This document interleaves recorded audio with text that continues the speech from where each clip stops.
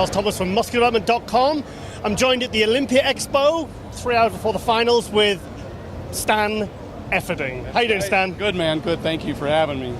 Well, I think the last time, this is funny, last time I think we were together was at 2011. We were involved in an automobile accident. Yeah, that's right. It was snowing. I mean, and that guy hit me, by the way, so it all worked out. I still, who were we with that night? That was Hidetada Yamaguchi. Yeah, we were. Yamaguchi. That's right. Yeah. Yeah. He had his hands in. He was digging into the handrail so hard. I think he left permanent marks. The poor guy. Let me give a bit of background. We were going from the veterans from the Expo at the 2011 Arnold. Yeah. And I said, Stan, can I get a lift to the veterans? Me and Hidetada Yamaguchi in the back. Yeah. And a guy basically cut in, hit the front of Stan's car. He got out. He was really angry. He's like, "Whoa!" Stan slowly steps out of the car. The guy goes, my fault. Yeah, that's about how it happened. Poor Hidetada, I still joke about that all the time because he was scared to death. I think it was, he didn't really speak much English back at the time. But it's always good stories, good people to meet in this industry. It's been fun. Yeah, well, obviously the main reason I think maybe you are here is for your buddy Flex Wheeler. Last night, I think we were all touched by Flex's posing routine. What was it like for you as his coach, right? Well, Flex trained me back in 2008 to win my pro card in 2009. And so, we've been friends ever since, business partners. And so when this journey and this opportunity was presented and we decided to go for it, I was just there to give him what he gave me, just support, encouragement, occasionally a little kick in the butt. But his discipline was extraordinary for the last 10 months. It's completely changed his physique and his health. And he's, really, with all the things he's been through, I think that he's kind of redefined himself now, going into his 50s as he turned 52, as someone who's focused on their long-term health. And I'm just proud of him. He was 235 pounds. 235? He was 235 pounds, probably had like 30 pounds of fat on him. He was a little tired. He was eating a lot of sugar, to be honest. Okay. And, he had the kidney replacement, and his creatinine levels were elevated, obviously, as a result of that. And so we just kind of started the whole thing as a health initiative to see what he could do to help. I like it. Yeah, he's representing himself in this industry, representing Black Skull as someone who's living a healthy lifestyle. So we slowly but surely got him onto a healthier diet, exercised regularly. We didn't do too much, too fast. All of his blood markers improved. He lost 30 pounds of fat, came in at 209 yesterday in body weight, and it was something that he achieved that's sustainable. He's been under 215 for over a month and looking great all along on a very reasonable diet plan and a reasonable exercise program. He's got a business, he's got a family, so we wanted to make sure there was something that he could do, within the confines of his lifestyle and prioritizing his health and his family and his business. And he did all of that, and that's what's most exciting to me about the whole thing. So it's really been a hell of a journey, and I'm so proud of him. It's funny, last year I was sat next to Flex at the Olympia last year, and we stood up and he asked me to take a picture of it, and all of a sudden I went, whoa, Flex, look at those guns. I says, you're back training. Yeah, and you know what? Flex has always genetically had very good arms, biceps and triceps, so we didn't even train them. Didn't even train them because the focus was on muscle groups that had since gotten smaller, such as his legs, so he put more energy and effort into training his legs and in his chest and shoulders. So some people have those gifts. Flex his biggest priority was to get healthy, and he has a specialist that works with him on his blood work and his kidney doctor. And when his creatinine levels started to lower, I don't want to get too scientific about the whole thing here, but my push now is I turned 50 this year too, and my push has been about people getting blood tests, monitoring things that are very important. It was huge for him. We got 4 blood tests over the last 6 months, and every single one, his blood sugars improved, his creatinine levels improved, his AST and ALT for his liver and his kidneys, obviously. And his kidney specialist asked him, he's like, this is extraordinary, what are you doing?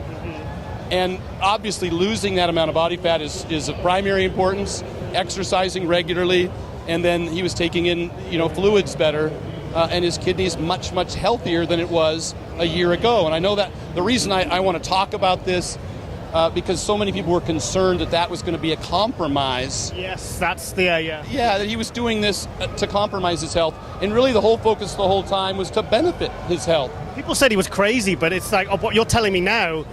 I can't, it's the opposite really of what everyone was kind of saying, because he was getting a lot of heat for it. Say, why is he coming back? He's got a kidney, he's got a second chance. Why is he doing this? And it's like, it's great to hear this. Yeah, competing was not the focus.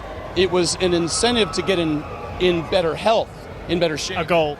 So he improved his diet, obviously started eating less sugar, lost the body fat, was better hydrated, exercised regularly. Everything improved internally, which always happens when you do those things.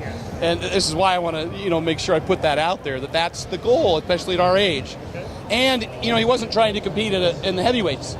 He lost weight, came from 235 to 210, and that always improves your health. So I don't want to belabor the point, but that was the goal. Well, I interviewed Ronnie Coleman last night, and it was I honestly nearly had a tear in my eye the way Ronnie spoke about Flex. It was really Ronnie was like really said it was a miracle.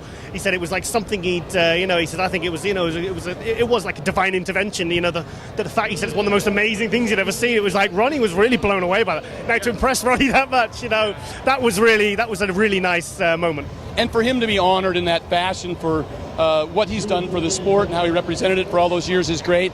But also to launch his and his followers' future, because now the followers tend to be guys like me in their 40s and 50s, and see that there is a way to do this and to have a great physique and to do it with health as a priority.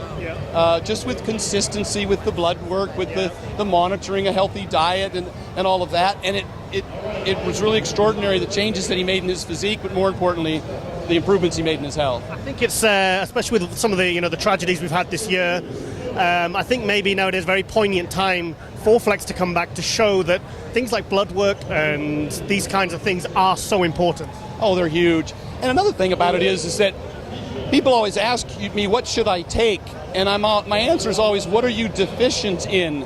And how do you know the answer to that if you aren't getting blood work to see what micronutrients or what other hormones may be negatively affected by your training? And I discovered that in myself. And another one of the key components that was improved with Flex was his white blood cell count, his immunity. Because we discovered he had low vitamin D, and so we increased that. And low vitamin D causes insulin resistance, and so his blood sugar started to improve. His calcium absorption improved as a result of the vitamin D. Which he wouldn't have known if he hadn't had blood tests. No, and I don't want to run out there and say, everybody take vitamin D. Get a blood test, find out where you're deficient. That's what Flex did, and now he went through this entire 10-month training. And this is, just so everybody knows, to package the background of this, is that with a kidney infection, or kidney replacement, you're taking anti-rejection medication, and it drastically compromises your immunity system because now you have one filter instead of two, and it's a compromised filter. Working twice as hard. Yeah, it's going to get toxins out of your body. That's what your kidney is supposed to help do. His is compromised, and so when he would get a cold, and which would happen more frequently because of this, and has many times. Sounds awful. It does. It is. It's a very debilitating or compromising, health compromising surgery to have. But not just with respect to Flex and his kidney surgery, but with anybody's interest in having better health and better immunity. He used to get a cold. Sometimes he would end up hospitalized. He was in the hospital for a month last September.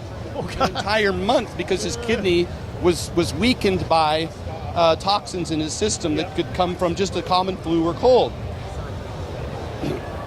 Long story short, he went the entire 10 months without so much as a sniffle because we got in and corrected some of the things that were causing his immunity system to be suppressed. And I hate to throw this out in a short explanation here, but I've spoken a lot about the effects, the beneficial effects of sodium. Okay. And in Flex's case, as the kidney is a filter, we increased his sodium and his calcium and his water, and it helps increase the blood volume. It makes it thinner. When we decreased his sodium, the blood gets thicker, harder to filter. So now all of a sudden... That makes sense. It makes sense, yes. It makes perfect sense. The way you measure a kidney's health through the creatinine and GFR, the filtration rate, through the blood tests, when we increased his sodium and increased his water, and calcium's a key component of that because they work closely together, sodium and calcium, it improved his filtration rate of his kidney, and his creatinine levels started to drop. And again, that's why his kidney doctor said, "What are you doing?" Yeah. And you would never suspect that you would increase sodium for someone with a kidney infection. That's really interesting. But absolutely, we use just the opposite in conjunction with the other minerals and electrolytes. But that was one of the things that, a lot of things I just mentioned, starting with the blood test and then rectifying all these problems, improved his immunity, improved his kidneys. But that's just a short explanation for anybody out there who might be suffering from some sort of, whether it be high blood pressure, whether it be a heart valve situation, whether it be, high blood sugars. They might be on medication for any or all of these things. When you start losing weight and you start remedying deficiencies in vitamins and minerals. I'm diabetic, and I have I find that the more I train and once I added in cardio and I keep my my diet super strict all year round, that's the only way I can really maintain healthy levels. Bingo, perfect example. And I guess that's the point. When we get into our 40s and 50s, we're going to suffer from potentially more of these ailments as they are. We're only 28. Right. And my point is a lot of them might not necessarily be curable, but they can be very manageable to allow you to be healthier. Starts with the weight loss, the blood tests, all that stuff. I hate to keep going over and over again, but it's so important, and I know people's health is their primary concern now, particularly at our age, and so I wanted to throw all that out there and let them really dig into what happened here. Okay, Samuel, I didn't expect so much interesting information. I wish I could interview all day, mate. Honestly, we should do a video series without this stuff, because I think things like health are so often overlooked in a health and fitness industry. Yeah, and with what's happened recently, with the loss of a couple of people in our industry, it's important to talk about how to avoid those kinds of problems.